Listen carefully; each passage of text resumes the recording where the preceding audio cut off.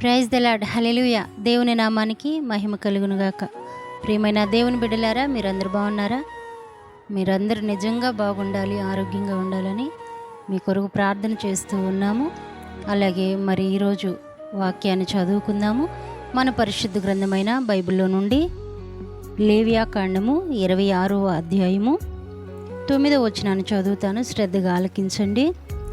ఏలయనగా నేను మిమ్మను కటాక్షించి మీకు సంతానమిచ్చి మిమ్మను విస్తరింపజేసి మీతో నేను చేసిన నిబంధన స్థాపించేదను. హల్లెలూయా. దేవునికి మహిమ కలుగునుగాక.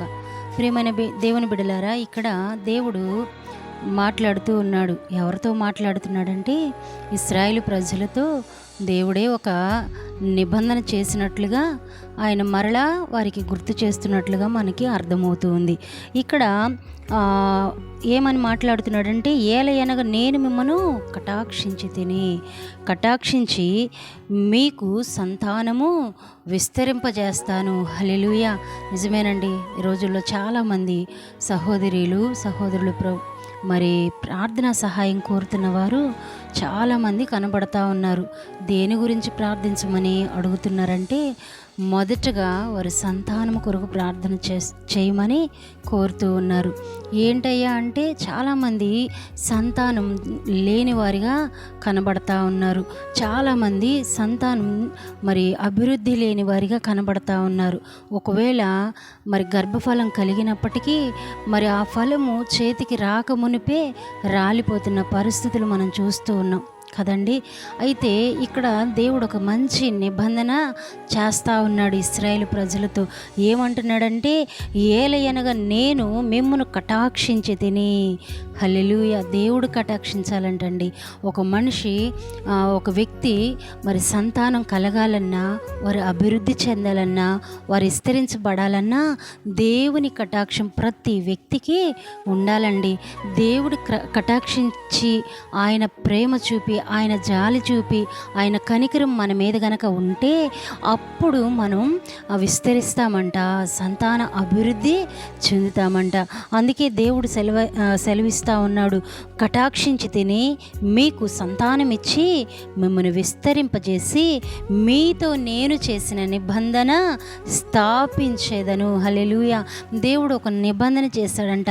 ఏమంటున్నాడంటే, చాలాసార్లు వాక్యంలో మనం చదువుతూ ఉంటాం, మరి గొడ్రాలను సంతానము కలిగిన తల్లిగా చేస్తానని ఎన్నో రకాల ప్రమాణాలు దేవుడు మనకి చేశాడు కదండి.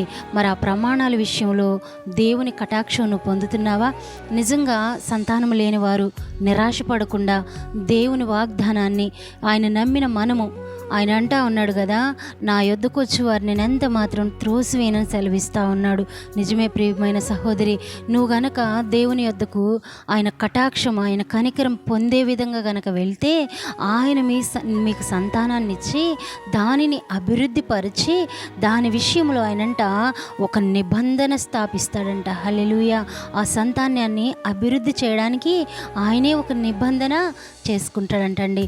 అందుకే మనందరం కూడా దేవుని సన్నిధిలో ఎవరెవరైతే సంతానం లేని వారిగా కృంగిపోతూ ఉన్నారో, మేము పరిచర్య కోసం ఆయా ప్రాంతాలకు వెళ్ళినప్పుడు చాలామంది సహోదరులు, కొంతమంది మాకు 12 సంవత్సరాలు, మాకు 15 సంవత్సరాలు, మాకు 20 సంవత్సరాలు మ్యారేజ్లు అవుతున్నాయి, కానీ మాకు సంతానం లేదు అక్క, మా కొరకు ప్రార్థించమని కోరినప్పుడు చాలా అంటే చాలా బాధ కలిగింది. ఎందుకంటే వాళ్ళు ఎదుర్కొన్న పరిస్థితులు పంచుకుంటున్నప్పుడు చాలా కృంగిపోతూ ఉంటారు కదా.